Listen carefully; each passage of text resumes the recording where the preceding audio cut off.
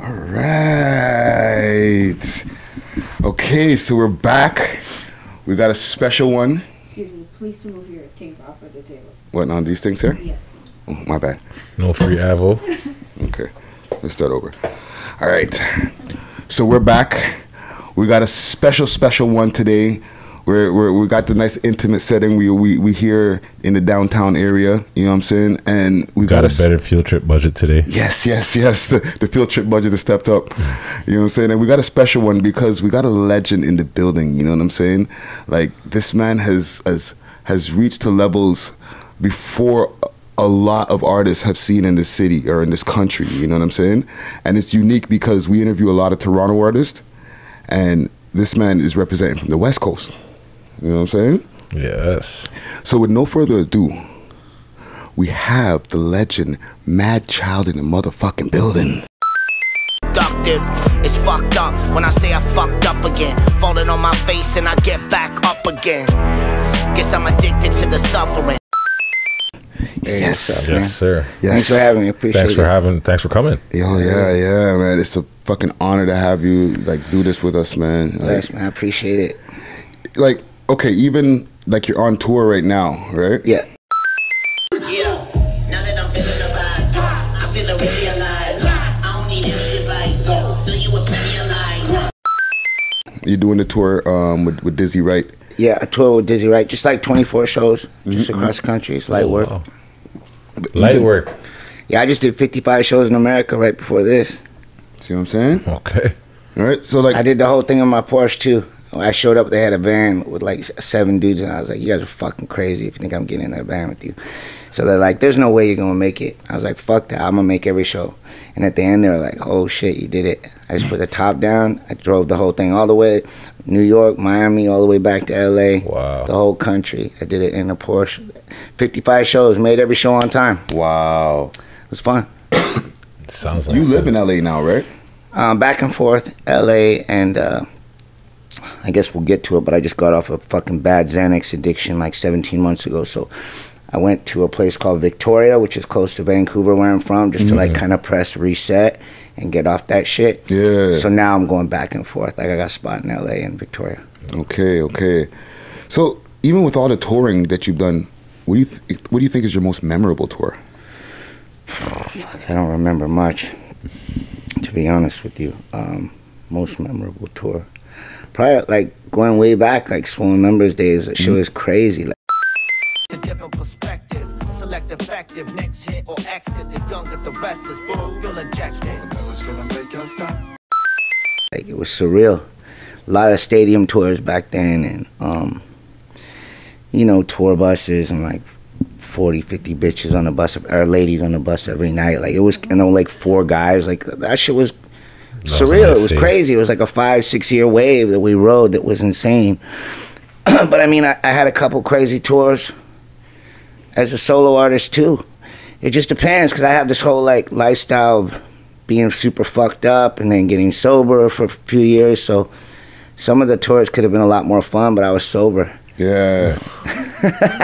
That's one way of looking at it. That's definitely a good take on it. But I'm having fun right now. I'm sober. I mean, I drink. I have a few drinks, but I don't do drugs right now. Yeah. I'm not gonna do drugs anymore. And I'm having a great time on this tour. I'm having, like, literally every day I wake up, I'm super happy. Like, I'm just like, it's fucking great, man. I'm making money doing what I love to do. People still care. Yeah. I feel blessed, man. Like, I mean, it's such a cliche to say that, but like coming back from hell like I just did, I was in a real dark place. So I really like do feel blessed right now. So what made you realize the Xanny had to stop? I'm fucking walking around in the walls and shit, like not leaving my apartment for 2 years, like you know what I mean, just fucking watching Netflix and drinking wine and shit, like stupid shit, not being active, spending all my bread, like, you know what I mean, just fucking dumb shit. Like, it's like the same with the Oxycontin addiction I had. It's like it stops becoming fun, and then you're just doing it because you have to. And like Oxycontin is like a physical thing, so it's like you have to keep doing it so you don't get dope sick. Xanax, you have to keep doing it so you don't go fucking mentally insane. Wow. So it's like I had to come off like 8-9 bars I was taking at the end, and it's like every time I would come down to court, I'd be like fucking like a drill going through my brain for like 10 days, and I'd have to keep doing that and keep doing that. That shit's no joke, man. Everybody talk about that shit like it's fun. That shit, not fun, bro. Yeah. Wow. So that brings me to another question, because is this like before, because you know how hip-hop has it's very drug culture now, right? Yeah. People talk about Xannies and all that stuff in hip-hop. Yeah, they make it seem cool. Right? Yeah, You were doing everybody's this fucking full of before shit, this. though. Everybody talks about a whole bunch of shit just to sell, like, music. Yeah. They don't fucking party like I party, bro. Yeah, they 'cause, don't. like, They're this is taking little before. fucking little things and talk. They're just glorifying the shit that, you know what I mean, that they think they're supposed to talk about. But they don't really live in a life like I was living that life. Yeah. I was really deep in that drug culture. It's not good. It's nothing fucking good or glamorous about that shit. Yeah, because like I've seen music videos where guys have like Xanny cakes and stuff like that. But like you're talking about before all that whole hype was going on, you were like dealing with these type of issues, right? Bro, I was fucking doing 2180s before there even was an opiate epidemic. Wow. I was doing $500,000 worth of dope a year before anybody even knew Oxycontin that was synthetic heroin. Wow. Wow. That's just wow. Did this start before going on tour? No. The whole like Swollen Members era was cool. Like we would just drink. I mean, I drank a lot. I would drink like a whole bottle of Jack Daniels and like 12 to 18 Heinekens a night. But like I didn't drink when I went home. I just drank. But we were touring all the time, so I would drink at shows. Yeah. But then I'd go home for 2 months and never even think to have a beer in the fridge. You know what I mean? So whatever I did, I guess I had a high tolerance or whatever. But no drugs. Like, you know, I did coke and shit and acid and all the shit like kids did when they were younger back then. But none of it became like a problem. It wasn't until like after that whole wave of success, I had 13 houses. I had fucking everything you could think of. I had it all. And then I was bored. Like the wave had kind of... When they say it's a wave, it's because it's a wave. You're riding a wave, but it's going to crash. You feel me? Eventually. So it's like, eventually that wave crashes. And it's like, what's next? Like, I've done everything, man. Like, my bucket list is filled. I'm only 27 years old. Like, what's next? Yeah. So you start going out with your friends and partying every night. And, you know what I mean? And girls and drinking and drugs and... just get caught up. So I guess I was an opiate addict my whole life, but never knew it, because I would have never stuck a fucking needle in my arm. You know what I mean? I see what these Walking Dead motherfuckers look like on Hastings Street. I wasn't gonna fucking become a heroin addict. You fucking crazy. Yeah. That wasn't gonna happen to me. But I got tricked into the same shit by someone giving me a Percocet at a show. Okay. And when you drink beer and take a Percocet, if you're an opiate addict, that shit it's like heaven. I don't know how to explain it, but it was like the clouds parted halfway through the show, and I was like, what the fuck, man? I found the answer.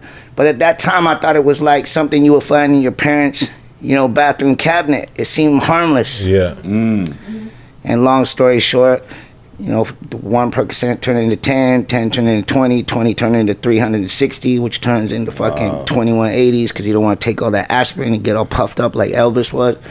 Wow. And then you're in a deep, dark place, and you lost all your money, you lost all your houses, your dick doesn't work no more, everything's fucked up, man. You know what I mean? Yeah. I lived in my fucking theater room for 6 months, bro. I lived in a theater room in my house for 6 months. Wow. Fucking had 6 dogs. They would I ate 2 things of ice cream at night. That's it. I was like 80 pounds overweight, like fucked up. Wow. So when I say people aren't really living that life, like, you can glamorize it, that's cool, but like... You are deep into the... Yeah, and look, some people can take Xanax and take it or leave it.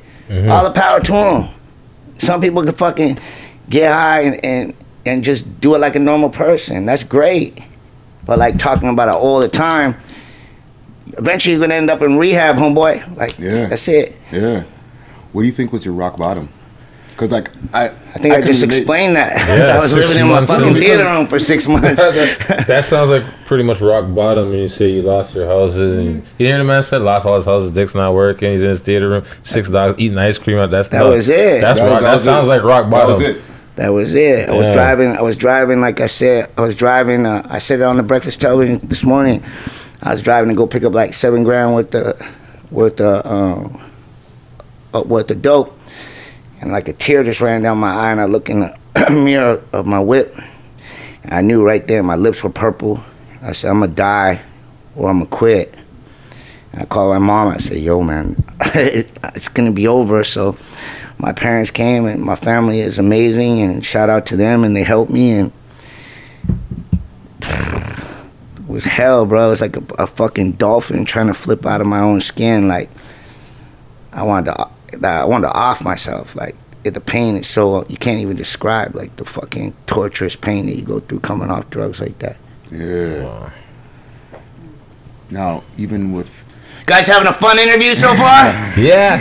No. Listen, this is the type of stuff that, like, people need to hear. Yeah. You know what I'm No, it's true. Like, you put a lot of it into your music, you know what I'm saying? Correct, yeah. And I will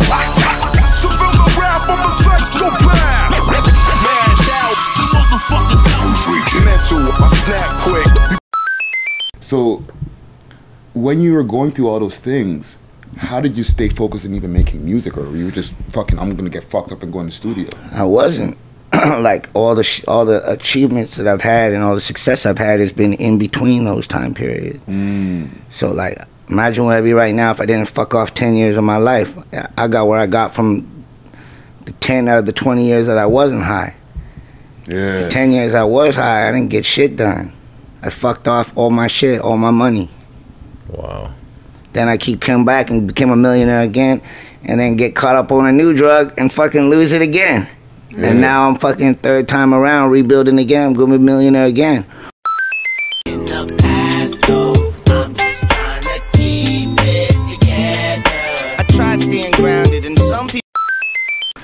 I'm not gonna fuck up again because I'm too old. I can't. There's no more room. Yeah. You know what I mean? It's not possible unless you want me to end up like a real sad fucking story. But I'm a happy person. I'm winning again. I'm not going back.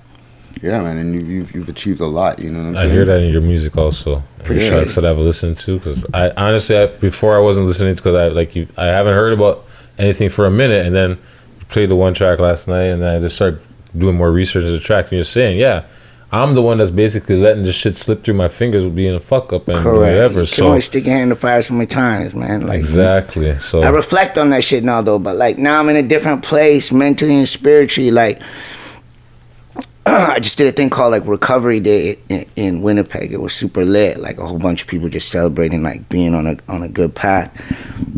And what I was talking about during that festival performance was like, what I do now is I realized to like really live in the now. Because when we live in the past, oh shit. Okay, when we live in the past, we could be depressed, you know what I mean? We could be thinking about regrets. And when we constantly think about the future, we're anxious all the time. But when you're living in the now, that's the only place you could truly be happy. Yeah, you want to work towards the future, absolutely. But like, my point is like, this is a happy day for me. I got a gold record today. I'm doing interviews. I got a show in Toronto. Toronto is obviously where everything is super popping in Canada. Like, it's a good day. So I'm taking like moments to like take a mental picture of it. Like, this is a great day. And I'm having this great day because I'm not high. You mean, like, and I work hard to get here. So that's kind of, it's like all about reflecting now. I say, like, I was just thinking about everything we talked about. Like, I don't mean to be super like dark, you know what I mean? I know I said some pretty crazy shit, obviously. I'm very sexually active again. but the vigor like, comes back. The only reason I like get into it like that deep is because like I feel like even if like a few younger people watch this and be like, yeah, fuck that, I'm not gonna go down that road, then it's worth it for me to like talk about, you know, get a little deeper and a little dark into it. But overall, I want the viewing audience to know like I'm a happy dude. Like, life is great. Like I'm real happy. You know what I mean? So don't feel bad for me. Like, everything is cool. But anyways, let's continue. No, thank you. Yeah, man, and even like with now, right? You come from the West Coast. Yeah. Right? So you got to see life from a different perspective than like a lot of our viewers. A lot of our viewers are from here in the GTA. You know what I'm because saying? every like Canadian hip hop is Toronto. You know what I mean? Yeah. So there's only a few of us that popped from the West Coast. Yeah, man. And you were like, to blow up to such a level, it was like did you ever think that you guys can blow up that much coming out from the West Coast? Or did you think, okay, this is going to be an underground thing? It started off an underground thing for sure. This goddess, vicious vibrations, lap dances, venomous serpents of temptation, awkward balance, scars on my back from her talons. We never saw it coming, like, to be honest with you. We were popping off in like Japan and the UK and America before we popped off in Canada. It was because we won that Juno, man. And we had like all these singles in the bag, and it just took off, and like we never saw it coming, and it was just play catch it. Like, it was surreal back then. Yeah. You know what I'm saying? Not only was I living this, went from being this backpack rapper and Rocksteady Crew. I was the first Canadian ever in Rocksteady Crew, by the way. So not only did it go from that to all of a sudden we were this pop, whatever the fuck thing, like it was pretty phenomenal, man. It was surreal. You know what I mean? Big. It was crazy, dude. And it's pre-internet, so unfortunately kids can't see that shit. But like, we were playing in front of 20,000 people every night. We had 10 fucking top 3 radio hits across the country, like in a row. We had like 5, you know, our Canadian Grammys, our Junos. We have 5 of those. We had 8 Much Music Awards. Like, I was in Time Magazine, bro. Like it shit was nuts. Like I couldn't walk into a mall back then. You know what I mean? Like, when the police would pull me over, they would wait till like 6, 7, 8 cars showed up before they'd say get out of the car. Like, my life was fucking surreal. But this was all pre-internet, so it's like not really documented like that. So let me ask you, because you live in LA now, but there was a space of time where you couldn't go to the States. Yeah, just due to my lifestyle and who I hung around with for like 20 years of my life, 25 years of my life. 20 years of my life. I guess I was considered like whatever, guilty by association, whatever. So I kind of was a real little fucking mouthy dude when I was younger. So I'd like pop off to the police all the time. Now I'm very nice and look them in the eye and just talk to them like human beings, and I got no issues. But back then I always sort of thought I was pretty cool and would pop off all the time. And that they would come to my house once. There had been a double homicide. They want to ask me some questions, and I was like, yo, man, I got fucking cameras all around my house. Get the fuck out of here. Like, and the guy was like, yo, you really want to fuck with us like that? You want to be able to go to the States? And I was like, you fucking threatening me? I was like, I got microphones too. I didn't, but I said, sure. He's like, oh yeah, okay. Sure enough, Mr. Smart Madchild fucking tried to cross the border. Months later, banned for 4 years. So fucking tripping off all the time. The police, that's the biggest gang. That's not gonna get you anywhere. Yeah. So how were you able to get back in? Money, having incredible friends that had people in high places, me changing my lifestyle, you know, talking to all my people, and I respect, because you know, we come from a different, not maybe, I don't know, some things are different now because of the internet. Like, kids think they understand fully, like, but there was a code. So I went to everybody and said, like, I love you guys, but I gotta go save my own life. And they were all like, go save your life, Maddie. We know you still love us. Like, go do what you gotta do. So I became an island, basically. And like the leader of Gang Squad, like the head guy at Gang Squad and stuff, like they knew. I told everybody, I was like, yo, they told me my ultimatum. And they said I gotta walk alone or I'm never be able to leave Canada again. And that's my livelihood, right? So I just said, cool, don't ever ask me any questions about anybody. I'll just mind my own business. And eventually they started letting me in again. And I still get pulled in every time. But even lately, and this is 10 years later, now I actually starting to get across both ways without getting stopped sometimes. You know what I mean? You just get on the right path, get on the right track. And not that I love that part of my life. I love my past. Like, I love all those people, like all my friends. I'll never trade that for the world. But you get to a point, and it's not about age, but it's like, how long can you really go walking that fence? You know what I mean? Being an artist and then all this crazy shit going on. How long can you really walk that fence before eventually you got to decide which side of the fence you're going to jump onto? Facts. And I just had to be like, it's true. Facts. Facts. Yeah, Facts. what side of the fence? It's not that long, right? Yeah. How do you stay motivated now?